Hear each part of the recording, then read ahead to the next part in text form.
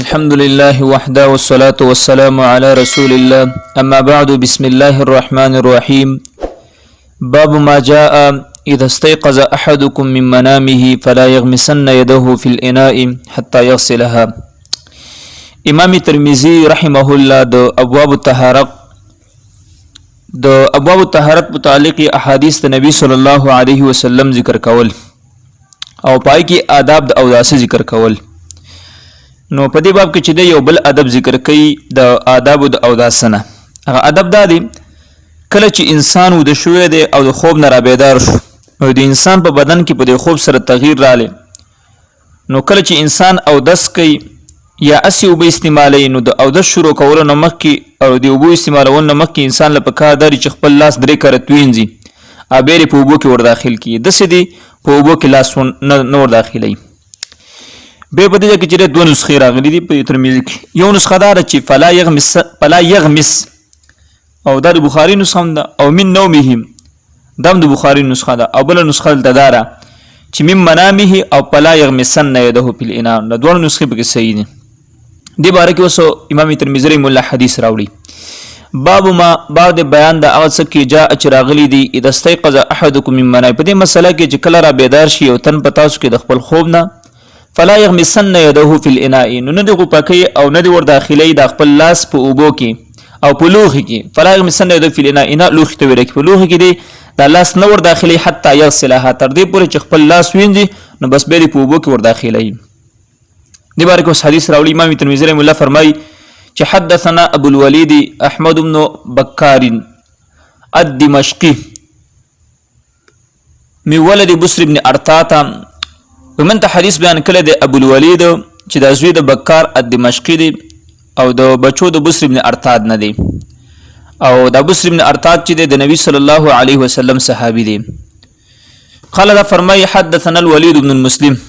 حدثنا الوليد بن مسلم. ومن ته حدیث بیان کړی د ولید ابن مسلم.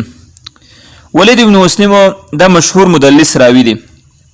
تدلیس چې علماء درې اقسام ذکر کړي دي. یو ته ویل کېږي تدلیس الاسناد، دویم ته ویل کېږي تدلیس الشیخ او دریم ته ویل کېږي تدلیس التسویه. دی ولید ابن مسلم بارک علماء لیکلي دي چې د تدلیس التسویه کاو. تدلیس التسویه ته ویل کېږي چې حذف الضعیف بین الثقتين.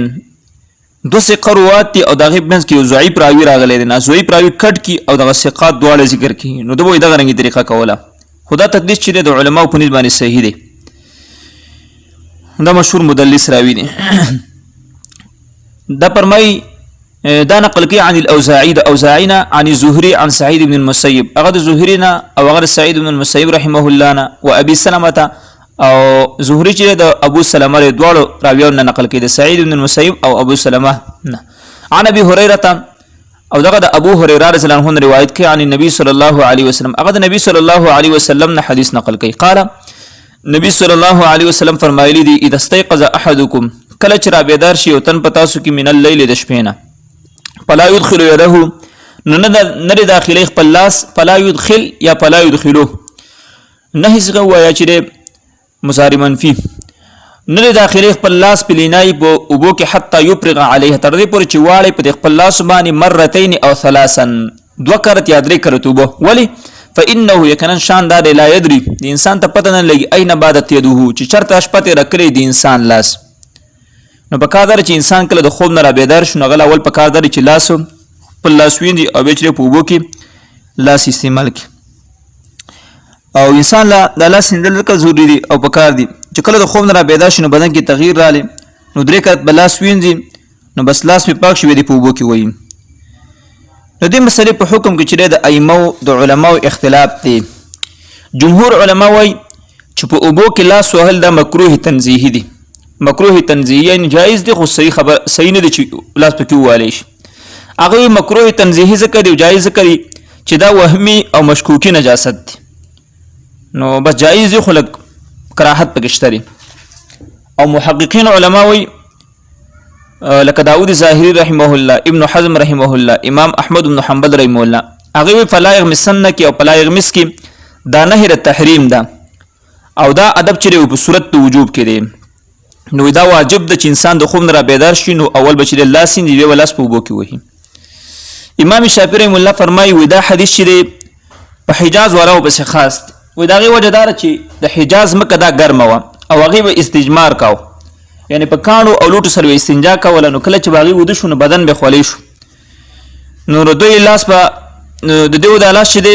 په اوبو کې وهل به مکروه تحریمي دي ځکه چې بدن مې خولی شوی نو کیدای شي هغه نجاست چې دی خور شوی د په هغه ځای پسې لاس راښکلی نو دله مکروه دي چې دغه نجس لاس چې دی یعنې نجاست پسې ورپورې شوی دی چې دغه په اوبو کې ووهي نو دا حکم د تحریم دی وایي بعض علما فرمایي هغې تطبیق سان کړی دی چې په لاس پسې نجاست و نو حکم د فرضیت دی او که شک و نو بیا حکم د وجوب دی او که د انسان وهمي چې لاس مې نجس شوی که نه او دغه ځای مې وروړی که نه نو بیا حکم د سنتیت دی او که یقین و چې دا لاس مې نه دی وروړی او دا نه دی نجس شوی نو بیا چې دی وایي نجاست نشته نو حکم د استحباب دی وفي الباب عن ابن عمر وجابر وعائشة په دې باب کې چې د عبد الله بن عمر رضی الله عنهما او د جابر رضی الله عنهما او د عائشة رضی الله عنها چې د روایت شته دي قال ابو عيسى هذا حديث حسن صحيح امام ترمذي رحمه الله فرمایي چې دا حدیث د ابو هريره رضی الله عنه دا چې حسن او صحیح حدیث دی قال الشافعي امام شافعي رحمه الله فرمایي احب لكل من استيقظ من النوم قائلة كانت او غيرها وسخ خومه د هر مسلمان د پاره چې غره بیدار شي د خوب نه قیلوله کوونکی او که د قیلولې نه علاوه بل خوب یې کلی زوله څه خومه الله يدخل يده في وضوئه چې داخل نه کې خپل لاس په اوبو د اودس کې یو وضوء دی دویم وضوء دی وضوء چې دی اودس کولو ته ویلی کېږي او وضوء د اوداسو اوبو ته ویلی کېږي دا فرق چې مخکې ذکر شوی حتی یغسلها تر دې پورې چې د خپل لاس وینځي نو بس بیا دی چې دی په اوبو کې داخلی فإن ادخل يده امام شافعي رحمه الله فرمایي که چېرې داخلي کو خپل لاس قبل ان یغسلها مخکې د دې نه چې وینځي کرهت ذلک لو زه د هغه لپاره دا چې بده ګڼم مکروه ګڼم ولم یفسد ذلک الماء او نه دې پاسې لیکلي دغه اوبه اذا لم یکن علی یده نجاسه کله چې د په لاس پسې نجاست نشته ښکاره نو اوبه چې په هغې سره مردارې نه شولې او نجس نه شولې خو لیکن مکروه کار دی انسانو وقال احمد بن حنبل امام احمد بن حنبل رحمه الله فرمایي اذا استيقظ من الليل کله چې را بیدار شي د شپې نه نو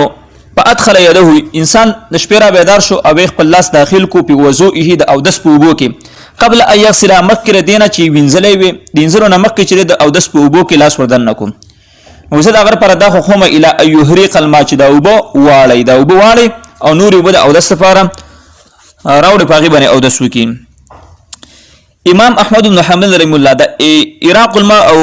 يهريق الماء زکوي ودا نه دا او نه دا حکم د حرمت دی نو دا وبنه جش شولې نو زه در پردا خو چې انسان دا وبواړي او نور وبراوړي او پاغي باندې چلو د سوکي مبارک پوری سه نور علما وي چې دا وب مشکوک شوي ځکه چې ارتکاب نه کړي دي او بعض علما دي ته پاکي ویلي دي خو لیکن دا راي ضعیف ده ځکه چې مشکوک شي په اسلام کې نشته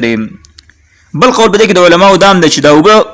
طاهر دي ما لم يتغير طعمه ولونه ورثوبر چې خوان نه بدل شوی رنگ نه بدل شوی او بوی نه بدل شوی او دا راجح قول علماء ځکه په دې حدیث کې چې ادب ذکر دي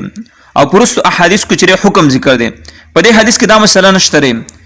چې دا حرام شوی یا څه شولې دا ادب ذکر کیږي او دې عقلي وجه دا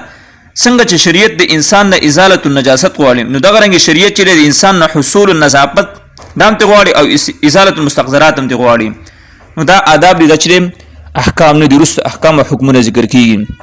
نو دا وبچره پاکي دي او د انسان چې بدکارو وقال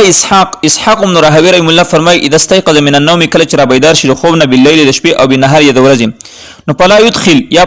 فلا يدخل يده نو نه داخلي د انسان خپل لاس په وضوئه او د سپو بو کې حتی يغسل تر دې پورې چې وینځي او د حدیث نبی صلی الله علیه وسلم کله چې انسان د شپې را بیدار شي یا د ورځې را بیدار شي او د انسان ود شوی دی د انسان په دې بدن کې چې د خوب په وجه تغییر راغلی نو په کار دی چې انسان دغه رنګ خپل لاس بالټي ته یا د اودسو اوبو ته په لوټه کې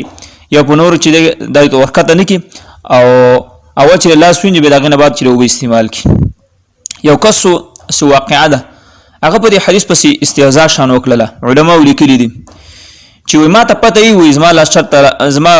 زما بدن نه چرته و شپه تیره کړې ما ته پته وي زه لاس نینځم همدغه رنګ ور داخله ولې نو یو شپه چې دی وده شو سحر را پاتې د خپل لاس چې دی د سنگل پورې علما لیکلي چې په خپل د ګور کې دننه کړی و نو د انسان چې په دې حدیث پسې استهزاء کوي او چې په دې حدیث باندې تجربه کومه نو د طریقې نه په کار چې پیغمبر سویل آمنا وسلمنا سمعنا واطعنا د يهودو غو نکار نه پکار چې سمعنا وعصينا بلکې نبی صلی الله علیه وسلم چې من ته خبر راکړي څه احکامات بیانې څه آداب ذکر کوي پای کې زمونږ لپاره پیدا اگر کومه په حکمت پویګو کنه پویګو نو په دې باندې چې عمل کول پکار دي سبحانك اللهم وبحمدك